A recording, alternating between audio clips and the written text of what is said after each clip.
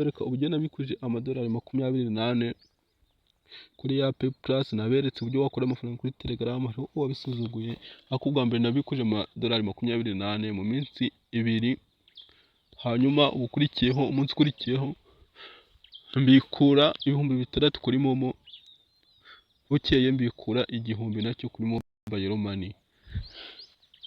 Transaction ID ndaza kuzishyira kuri thumbnail, ubwo urahita ubibona neza. Reka nkwereke uburyo ayo madolari 28 nayabikuje. Yo nayabikurije kuri Binance kuri TRC20, ayandi by'ubyo 7,000 nyabikura kuri Momo. N'ubundi nanone ngwino ufungure Telegram app yawe,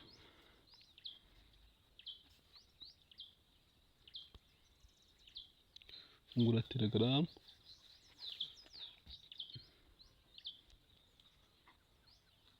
igihe umuntu avuze ibintu bakabisuzugura mukagenda mukajoininga bya bintu bya scam, kimwe bya bintu uragenda wakora amafaranga mu gihe cyo kubikuza ukabona biranze.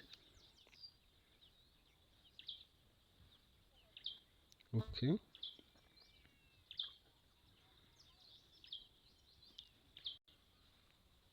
baza hano kuri chat turebe ya PayPlus nimba nayibashyiriye muri video ya mbere uko wakorera amafaranga.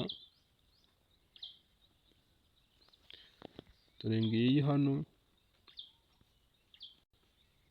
nta bimenyetso ndi ndashyira kugira video ndende. PayPlus, dore ngiyi hano PayPlus earning, hano hari open. Ntegereze ifunguke,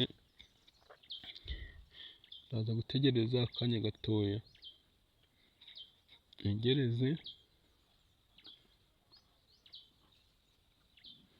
dutegereze gatoya turebe.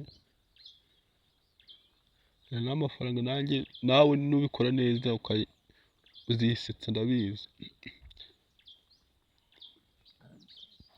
Ukande kuri profile yanjye nimba ushaka link, uhita ukanda kuri video, urabona video nabakoreye yuko wakora amafaranga.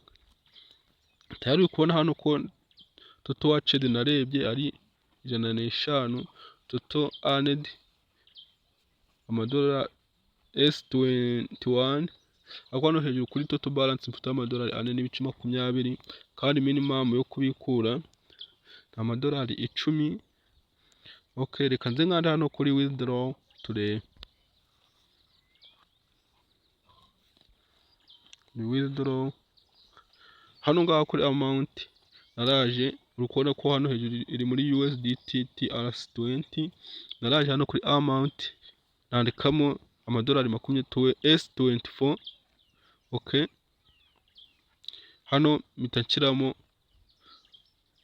pastingamo copy address ya TRC20, mura submit.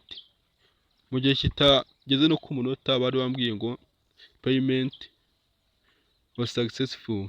Uri kubona ko hano tumanutse hano hasi, aha kuri withdraw history kubona USDT TRC20 kuri May kuri 16 z'ukwa 5 2026. Bari kumbwira ko akajambo k'icyatsi kanditseho paid ko nishyuwe amadolari 28. Nawe uri kubona ko ari ibintu bikora. Transaction ID zuko nabikuje kuri Momo ndaza kuzishyira kuri thumbnail. Tayari video birebe mpaka irangiye. Ndabakunda cyane.